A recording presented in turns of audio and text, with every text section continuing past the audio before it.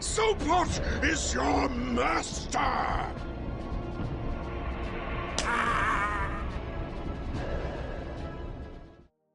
Red Faction is a series where the working people of Mars fight for their independence from some sort of oppressive force, whether that's fat cat corporations or the Earth government itself.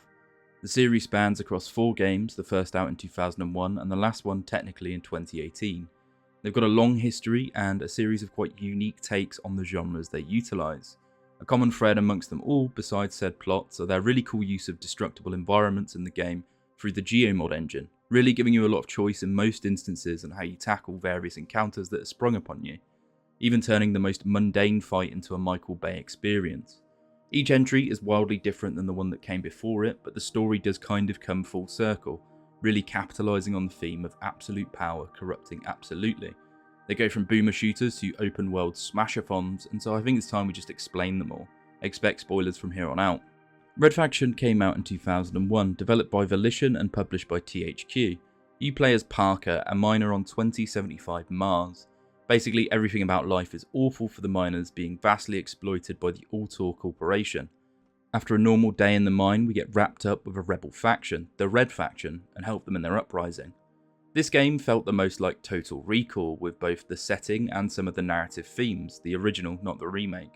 This is also, to my knowledge, the first game that allowed unscripted level altering opportunities by being able to destroy most of the terrain. You can even carve through cave walls and the like. If a door's locked, you can shoot around it. Like, even for a game so old, it actually holds up mostly. I've got some gripes with the title for its rock solid difficulty, but that could just be a skill issue, so let's get into it. The game has an optional tutorial from the perspective of a Red Faction prospect. They are your typical revolutionary faction, not having as much of anything as the corpos at Altor besides spirit and gusto, though they're organised and that's something to know. Really, our story starts with our protagonist Parker. Mars. I always thought of it as a romantic place, a planet of mystery and adventure. Came here 6 months ago thinking it would be an escape from Earth. I wanted some time to think, to figure out what to do with my life. A year in the Altor mine sounded like a great way to straighten myself out. Man, was I a fool. He'd come to Mars 6 months ago for a bit of a gap year working in the Altor mines, though when he got there the place was hell. Everyone packed in like sardines, conditions barely livable, and the workforce basically slaves. A mysterious plague has also been killing the miners, and a mysterious individual named Eos has been posting pamphlets everywhere that Altor is to blame and that a strike back against the company is coming. We're at the end of our second work shift for the day and told to return back to the barracks, but the first thing we see is a miner and a guard in active conflict before everything is chaos. It's been a long day. It's about to get a little longer, mine scum. Just let me go, or else. You threatening me? Yeah, well, threaten this! He was armed, I swear. Parker is about to have the longest day of his life. The guards have come down to squash this little incident, and some Red Faction members have used this as a great opportunity. We begin the long climb out of the mines, being told that some Red Faction members are going to steal a shuttle here and use it to escape. Our only recourse is to fight our way up with guns that might as well be firing plastic pellets, unless you manage to score a headshot. Parker has a bit of a rough one. On his way to the shuttle, basically everyone he encounters is in a body bag a few seconds after meeting them, and when we actually get to the shuttle itself, we get to watch the thing escape off into the Martian sunset without us. Well,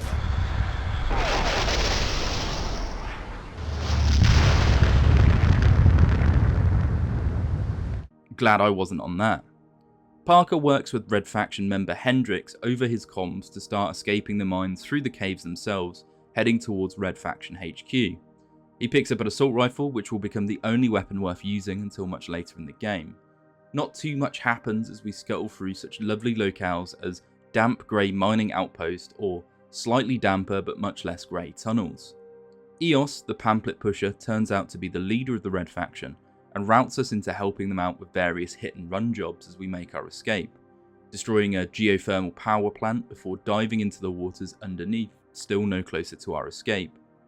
Eos thinks that the chief administrator at Altor knows what's going on with the mystery plague, and so we're sent into their offices to find him. This is actually a stealth mission, and the game starts to feel a little GoldenEye-ish. One of the Steam posts for this game memified this moment in the best way. Give me your weapons. They're too bulky to carry beneath the suit. Take this silenced pistol. Keep it holstered under your suit. Use it only when you absolutely have to. Now, we give up all of our weapons and our armour to put on a lab coat as we scurry about the admin blocks looking for Griffin. Ideally, you keep your weapon holstered and don't run too close to any of the guards, otherwise...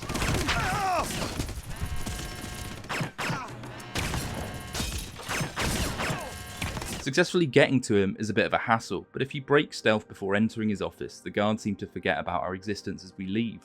Richard Griffin is actually happy to turn himself over to us, not really holding much tangible power in his position, and instead being intimidated into towing the line by the Chief of Research, Capek. We'll get to him later. Sneaking away is actually pretty uneventful until we get to fly a little shuttle around and start blasting at fools.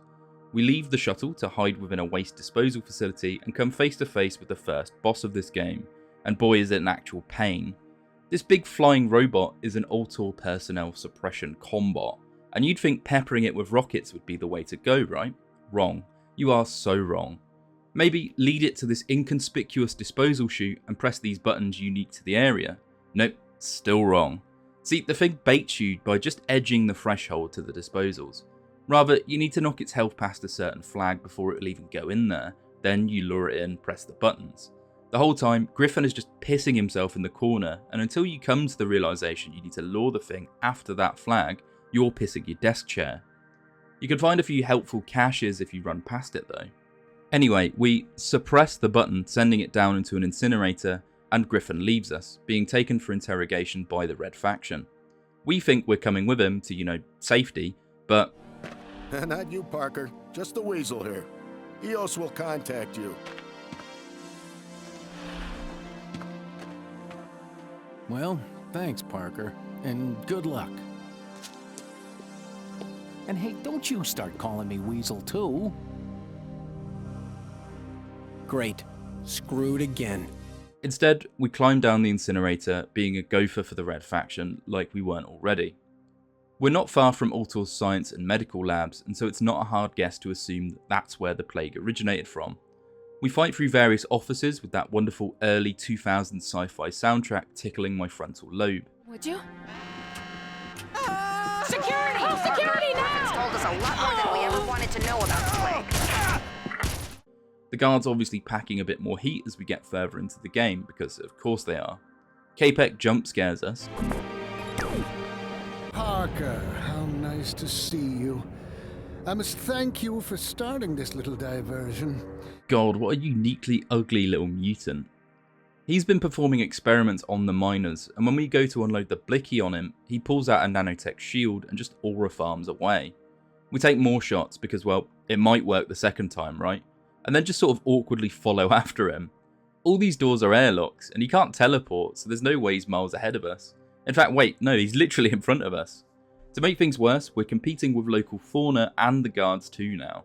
There's a lot of spelunking, and one section where we act out my morning commute as we chase after the man, discovering some of his experiments as he's been mutating various miners with nanotech injections. Look closely, Parker. Please, leave me alone. Do you recognize any old friends? Eventually, we face off against Capek in one of his labs, being backed up by EOS who's come in the flesh, say regularly here. All we can really do is just blast his shield until eventually it goes down along with the old prune himself. EOS doesn't want us to kill him despite all he's done because, well... Don't kill him? He's killed hundreds of miners.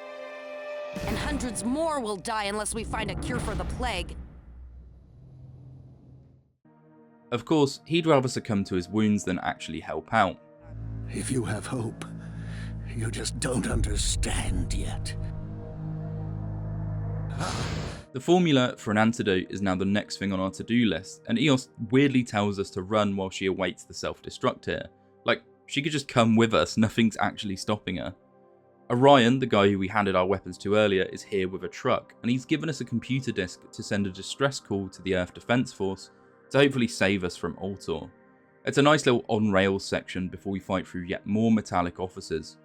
Unfortunately, Ultor have summoned in a bunch of mercenaries to help regain control, and so what are essentially super soldiers with much better weapons start to flood into the place. They even start taking out the guards here too. Rather than seek safety, we decide to take out Autor's missile defences so that we can fly a shuttle up to the mercenary ship, systematically overload their reactor, disable its safety, and then take an escape shuttle down to Mars while it's exploding. The combat became so oppressive, I mentally switched off, my brain becoming entirely smooth as I typed in the God Mode command on the console. Autor began to panic that the EDF are now en route, and fast forward to us killing the head of the mercenaries. The Red Faction pull a cure for the plague out of their front pockets, and we disable an IED attached to EOS in a surprisingly fun Simon Says game.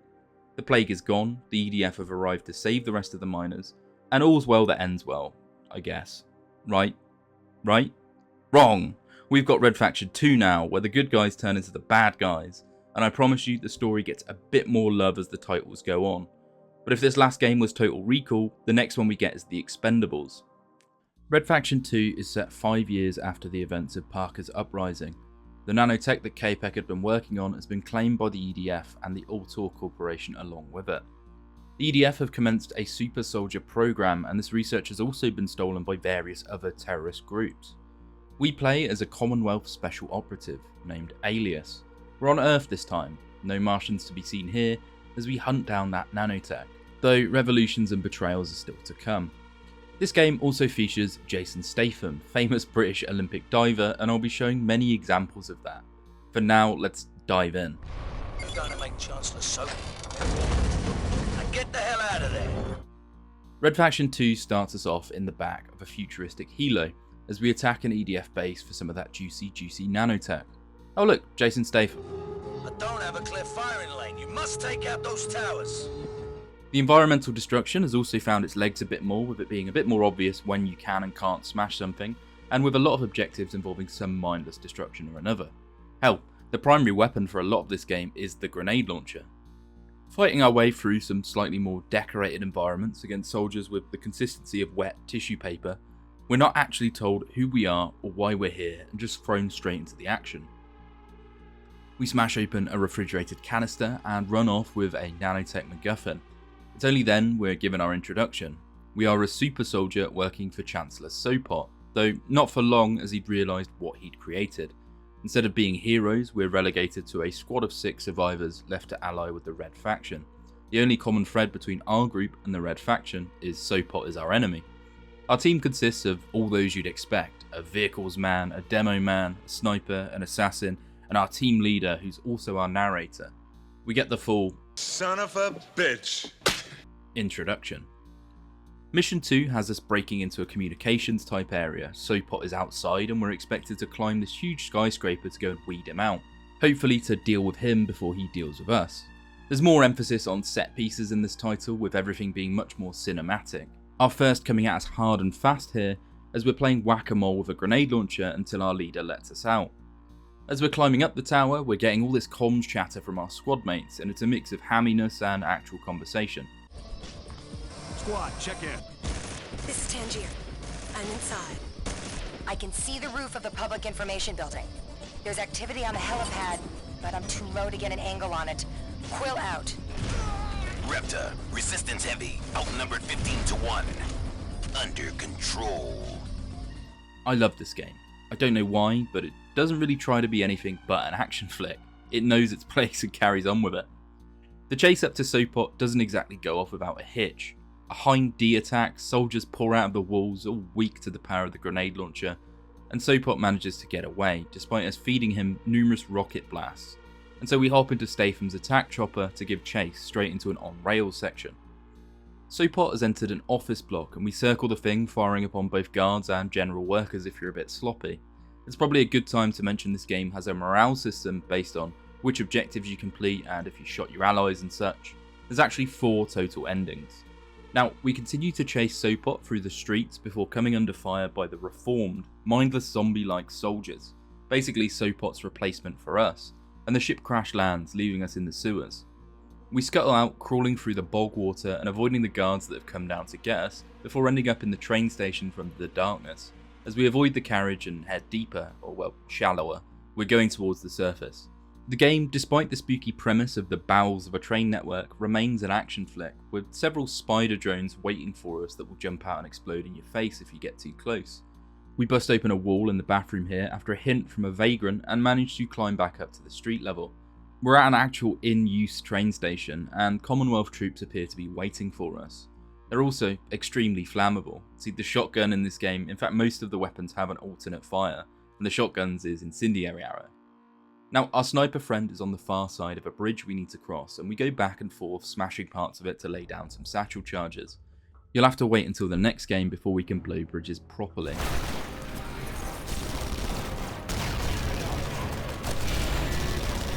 With this bridge down, Sopot's reinforcements can't come by land, and we hit another cutscene, seeing it blow up and finding Jason Statham again to jace down Sopot some more. This time, instead of being in a truck, we're riding shotgun in a tank, causing all manner of mischief until we arrive at a fortress for the Commonwealth called the Citadel. This looks like a good place to park.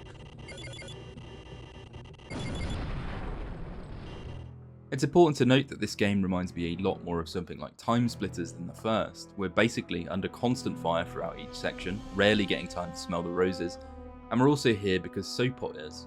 Really, a large chunk of this game is being to chase the man down and kill him before he manages to kill us. I believe it's the first level to introduce the big mech suits too, and they're an absolute dream to pilot. Well, there's a distinct lack of challenge and really a whole load of just smashing through grunts and buildings. Still, Alias pushes through the Citadel into the chamber containing Sopot, and the story can commence again. We face off against his armoured goons, hearing his maniacal speeches in the background. Hell, I would have cut to a clip here, but there's a much better one just after. Is your master!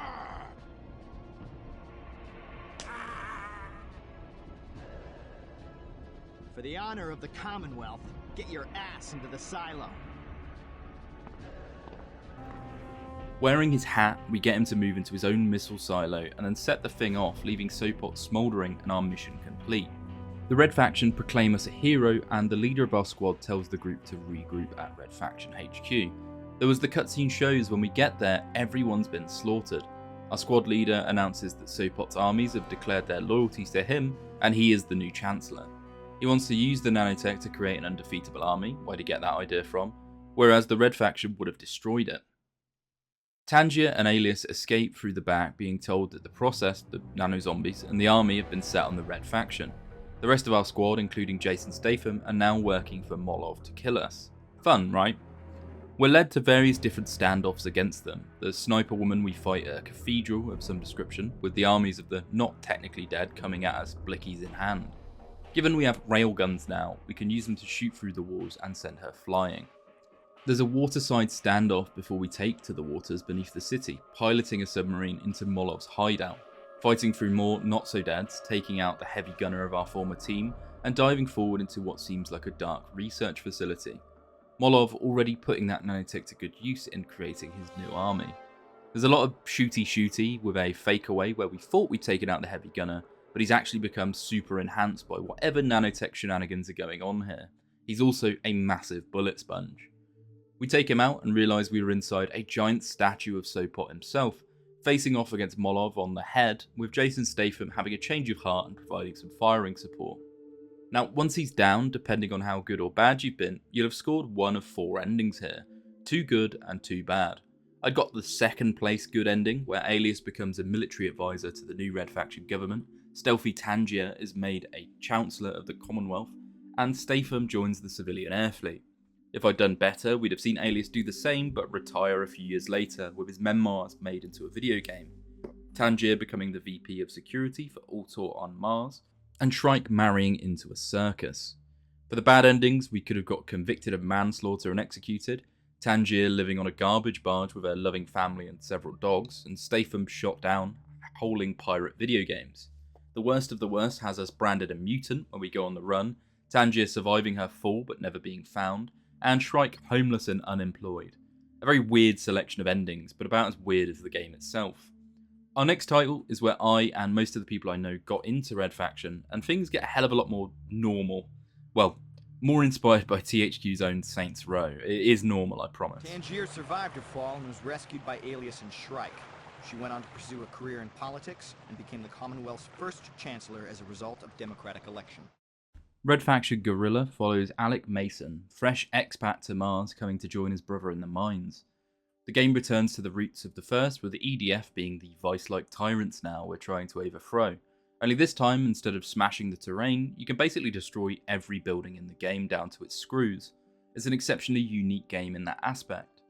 We open up to Alec's arrival on Mars, the EDF being dicks and his brother taking us in. His brother being apparently made by the EDF, and rather than listening to his Red Faction chums, deciding to escort us to a tutorial.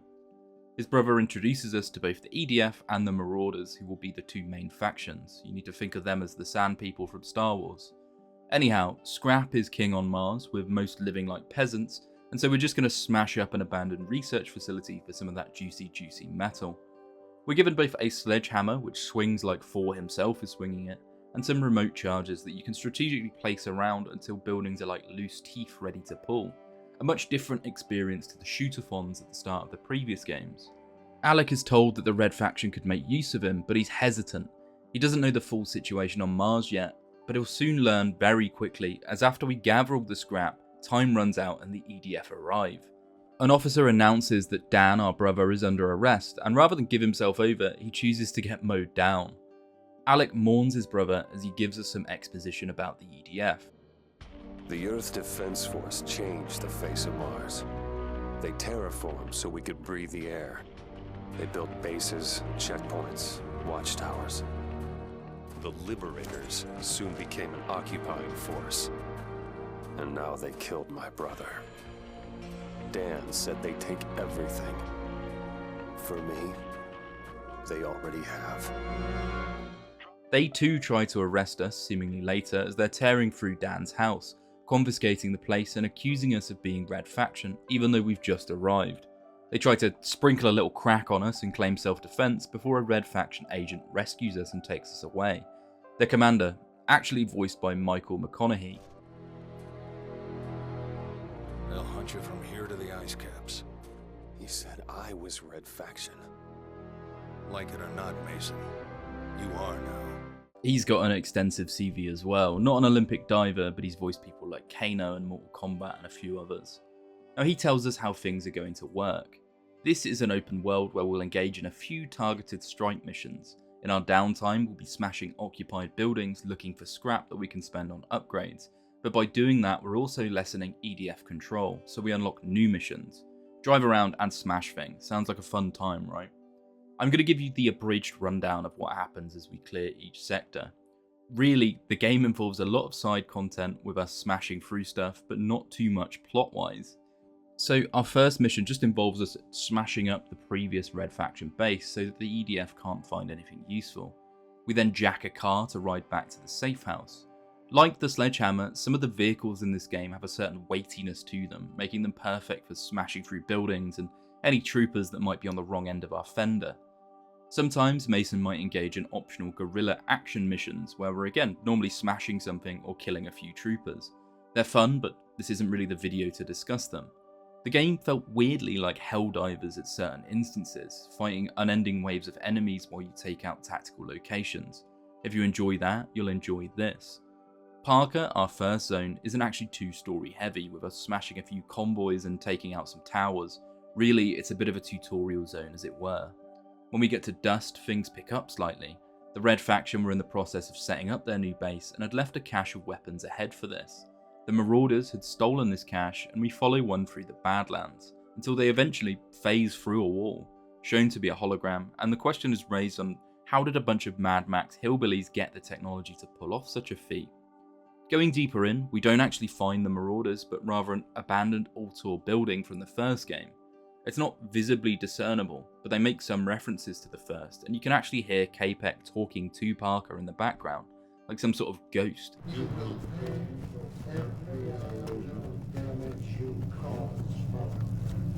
Very strange indeed. Smashing through deeper, we don't find the ghost, but we do find the remnants of Capek's research. A device we'll later learn is called the Nanoforge.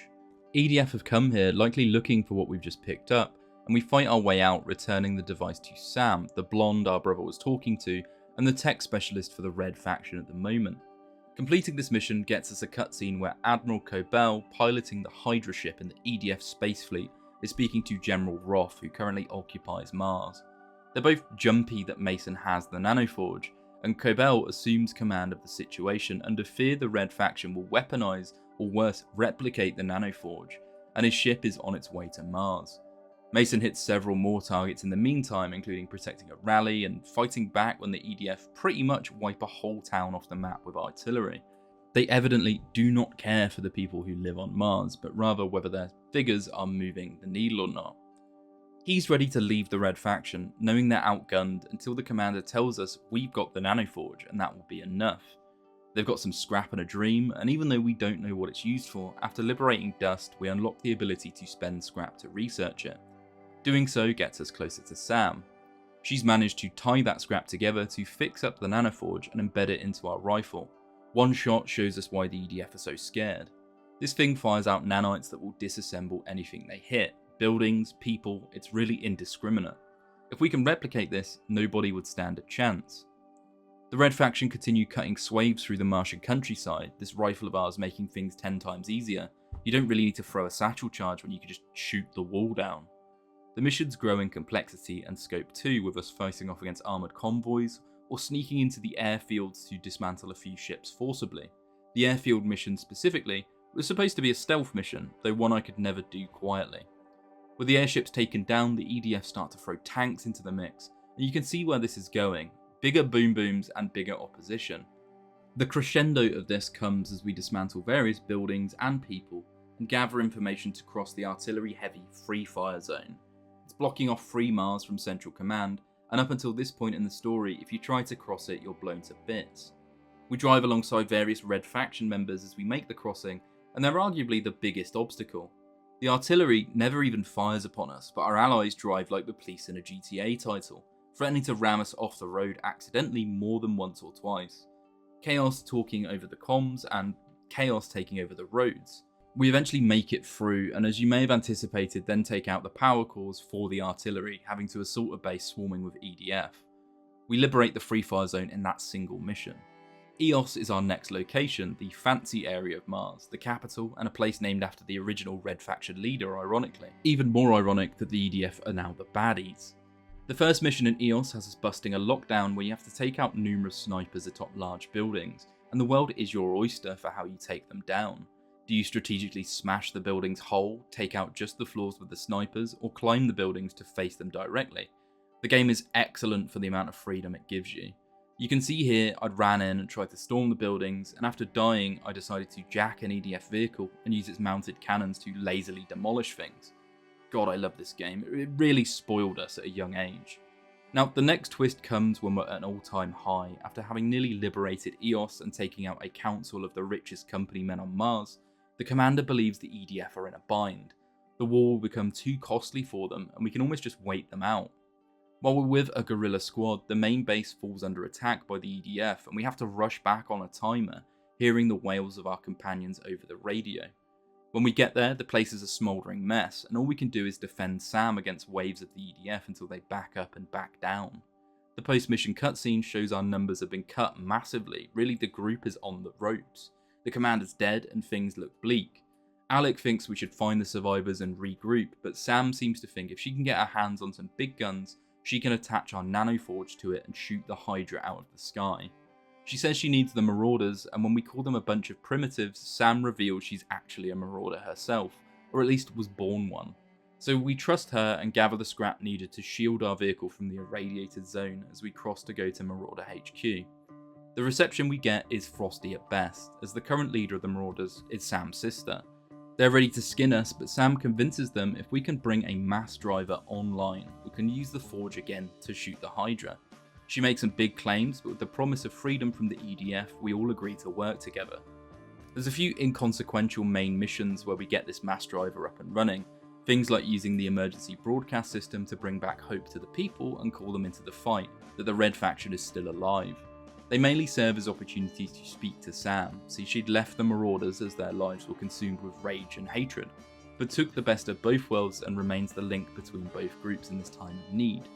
We protect a Marauder convoy, well, one vehicle, using an overhead artillery, which was a nice mix-up at this point in the game. I enjoyed it in Sly Cooper, I enjoy it in this. Then comes the attack on EDF Central Command, using a spoofed vehicle to pass their sensors and then destroying everything we can see inside.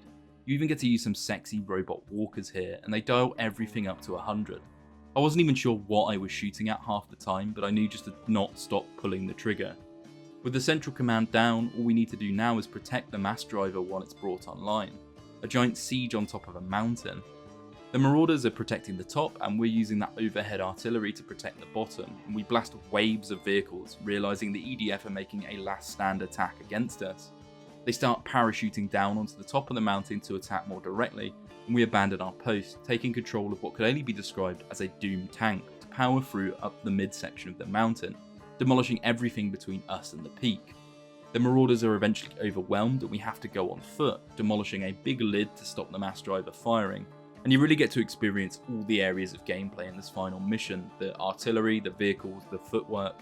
It's constructed so well. Now the Hydra's readying its drop attack, but we've taken out the general who was meant to give them coordinates. Instead of receiving comms from the general, we hail the director directly. Just fine, Admiral, but yours is about to go red. Who is this? The voice of Mars. Mason? Getting off one last zinger as the Hydra is consumed by the nanites. The crown jewel of the fleet and a massive blow to the EDF. Mars is free, Mason and Sam get to observe the explosion like some sort of sexy shooting star, as the two remain determined to keep the planet free. I realise I absolutely whipped through that game, really because there's not much plot to discuss, but by god is it a fun ride. If you could play any of them in the series, play that one.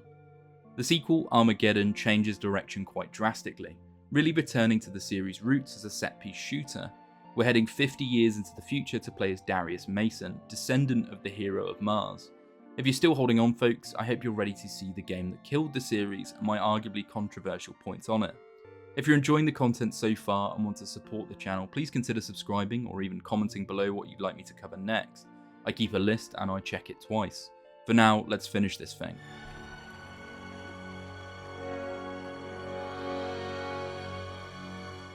Armageddon opens up to a panoramic of Mars. See, Mars has been settled for over a century, and Darius tells us that many of the Masons have fought for the Red Faction and for freedom itself.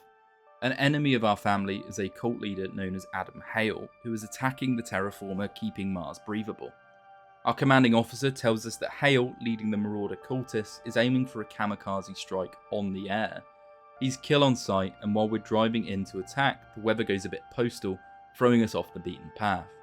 Our situational awareness module, a little wristwatch, checks we're still breathing, and tells us our nanoforge was knocked offline in the crash. I can see now why the Marauders might hate the Masons, given Alec had promised to give them back the nanoforge, and obviously hadn't. The environmental destruction tech is still in this game, and they give you a variety of weapons to help with this, a trusty sledgehammer being the first. Now we begin our mission to get the terraformer by getting past an energy shield blocking our advance, and you can see that destruction unfold here. Cultists seem to have actually occupied this place, and for a terraformer, that looks an awful lot like a Reaper from the Mass Effect series. Regardless, we go full Rambo, mowing everyone down on our way until some other squaddies land to help us, and the game throws another curveball. See, the nanoforge in this game can be used to repair structures as well as destroy them in a fun little twist for a game featuring so much destruction, an improvement on the predecessor. The cultists attack Darius with a giant spider walker, and I'm feeling more like I'm in the first game already, fighting that horrid robot from before. Except here, we can use the nanoforge to rebuild any cover the thing destroys, and our health regenerates. Darius is firing quips out left and right, and I can see why younger me hated this game. I would have been expecting Guerrilla 2, with no knowledge of the series as a whole, and while it was a stupid decision to follow up the success of Guerrilla with a completely different title, as far as action shooters go, it's all good so far. A variety of combat options, lots of things to smash, a tool that can both destroy and repair. It's fun even if it's not Guerrilla. Darius fights his way to the terraformer, being given some false information about the whereabouts of Adam Hale. The cultists destroy the terraformer and the locals are forced underground into the caverns and mines. Years pass and we're in essentially a shanty town now, the Armageddon in progress. Refugees on our own planet and tensions between regular folk and the Marauders even rougher than normal. Darius is now resorting to doing odd jobs to get by, and our first is to assist some miners in uncovering some relics or another in some old Marauder ruins. They're trying to get into some hidden lower chamber, and apparently we're the man for the job. Everything seems normal so far, and we're given a big mech robot to boot. Darius traipses through the ruins, now gaining a magnet gun to again smash a bit better as we explore some old tomb, allegedly centuries old, so much older than Mars has been settled. To make things even worse, we see a hologram of Capek, again like he's an old Rash, someone you'd only know if you'd played the first game. He's just a hologram though, and he doesn't wail at us this time. But throughout the tomb it becomes very clear there were some natives on Mars that we didn't really know about. If the ancient glowing monoliths didn't make that super obvious. The miners want us to get underneath it, and a mission objective ominously tells us to destroy the seal. The music's ghastly in the background, and the structure's creaking with every smash, really cementing we're doing something we shouldn't be.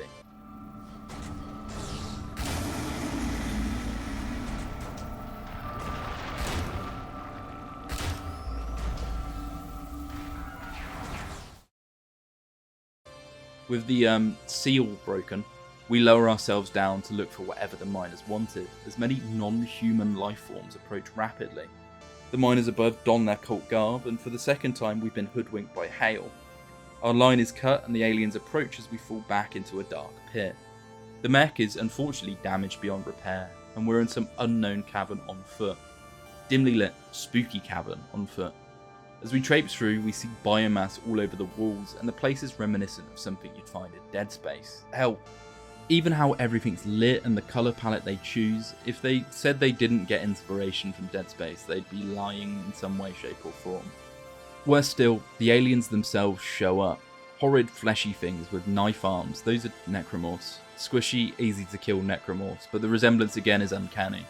No, these things are actually known as the Plague, and we'll get into them a bit later. A plot point not overtly obvious is the mutants Capek was making in the first game was caused by injecting the miners with nanotech and plague DNA. In fact, all of the creatures in the first game likely had some ties to these plague creatures, and even Capek knew to keep the seal shut. Hell, playing the series in sequence really opens this game up, knowing more about the whole story. When Capek is dying and he talks about a lack of hope, is he referring to these things that could wipe Mars out? We hurry through the tunnels, fighting legions of them and the spawning pods they like to crawl out of, eventually arriving at the outskirts of a mining colony 43 kilometers from Bastion. Sam tells us people should be present, but it becomes very clear that the creatures have gotten loose, and Darius has not only caused one but, well, 2 Armageddons on Mars now. The Plague are killing people indiscriminately, being able to practically spawn out of the walls, fire projectiles and cut people asunder. Darius is in a mad dash to get back to Bastion and warn his friends, fighting his way to an elevator and seeing the mining townsfolk in a convoy fleeing town. We defend them from the onslaught of aliens, and those aliens show some fun new tactics, being able to summon in big tentacles that buff the others and display a variety of forms including mini-bosses with explosive tendencies. Unfortunately, while you can destroy every building you come across here, we are still traipsing through a variety of caves in this section. You could accurately describe this game as the cave-crawling Red Faction until very much later in the game. It's such a strange design choice. It's like they'd only played the first title and read the reviews of Guerrilla and tried to meet things in the middle. One thing that does slap is when we get a Warframe-esque mech suit to fight the creatures with, and suddenly the rule of cool just overwrites all my complaints. It smooths my brain out, and I don't mind the cave-crawling as much. Darius eventually gets to the outskirts of Bastion, and the locals are looking for someone to lynch.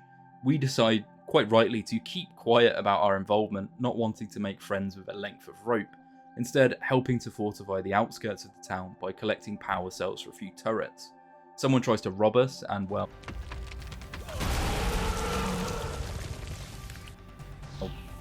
So we mount up, spraying down waves of aliens before regrouping with the colonists in their last bastion. The locals are ready to attack the Red Faction as civil unrest seems to be building. See, food is critical and the water's already gone. So we decide we can fix one of those things and head out to get the pumps. Already, the bugs are knocking at the doors again. Rather than describe fighting in a cave in various different means, this is the part where I start abridging things again. So we repair the water pumps to find out they're just pumping dirty water through. Corporal Hod is investigating the treatment plant, and so as comms start to crackle out, we decide to hunt the man down and make sure he's okay. This game turns into a horror for a brief moment, with invisible plague creatures that appear from nowhere, and they do a fairly good job of building the tension behind them. Instead of the massive swarms we've come to expect, the people here have been wiped out by something invisible. The first one only reveals itself in a very creepy cutscene after having been teased multiple times approaching it.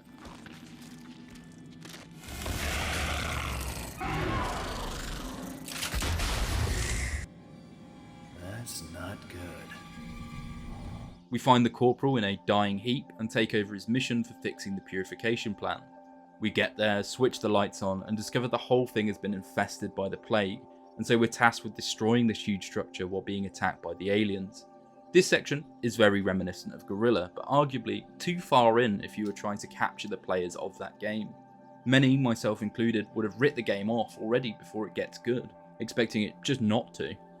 We start to return to Bastion, not really able to fix their water problem, and the plague had been infesting many of the buildings on our way, so we've been destroying them one by one.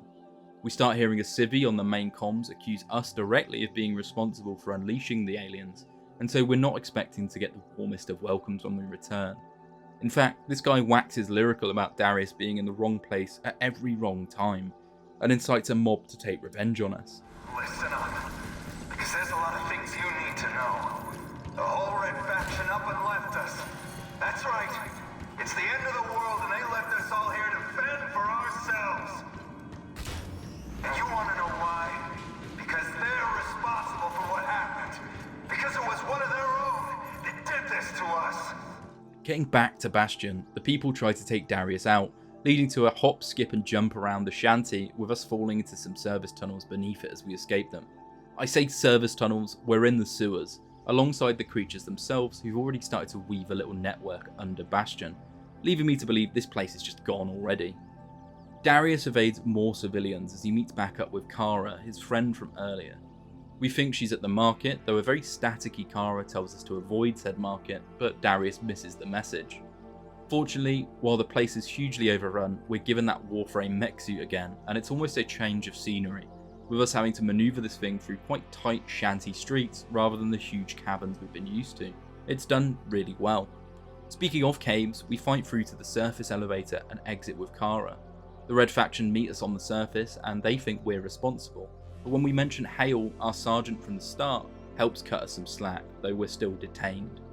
The convoy comes under alien fire and it's clear that both the aliens have spread to the surface and that the Red Faction aren't equipped to fight them, fortifying a point as the infinitely spawning aliens start to hammer down on them.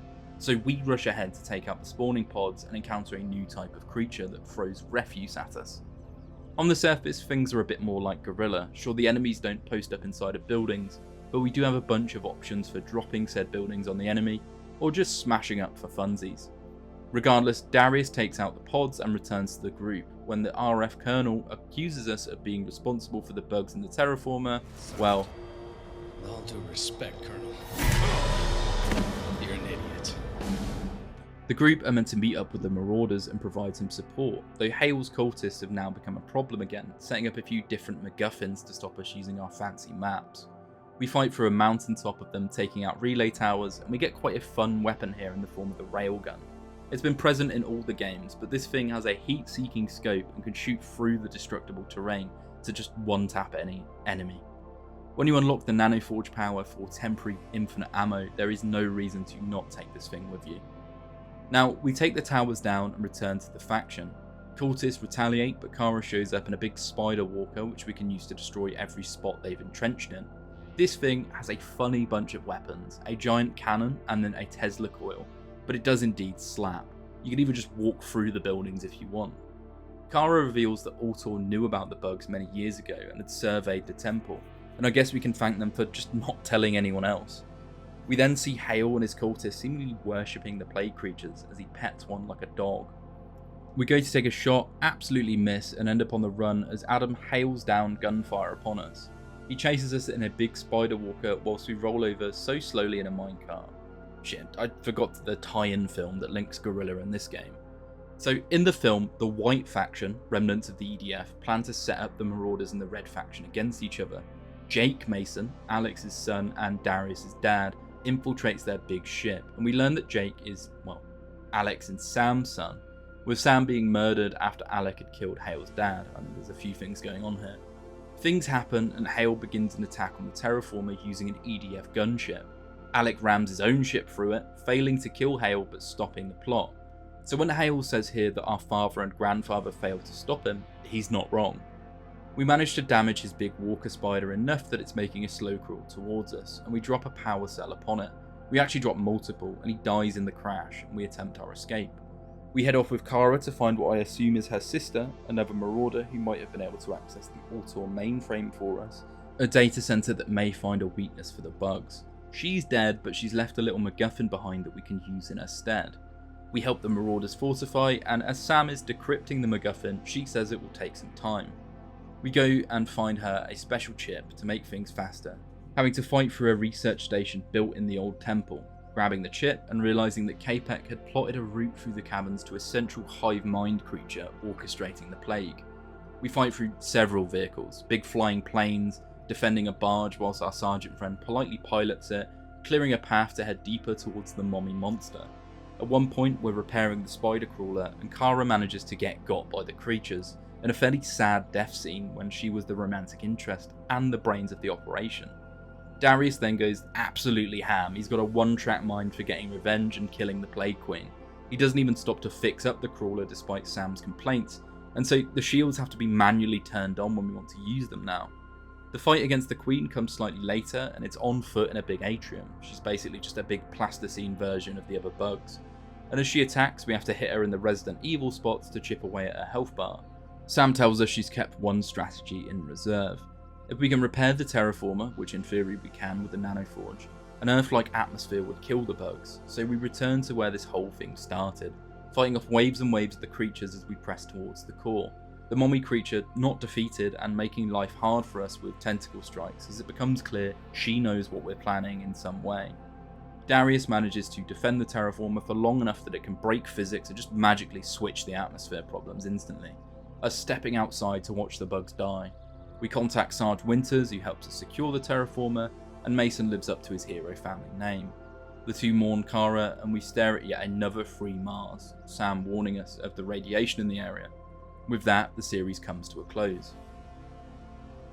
Taken as a whole, the Red Faction series tells a story that is less about any one hero and more about a planet locked in an endless struggle.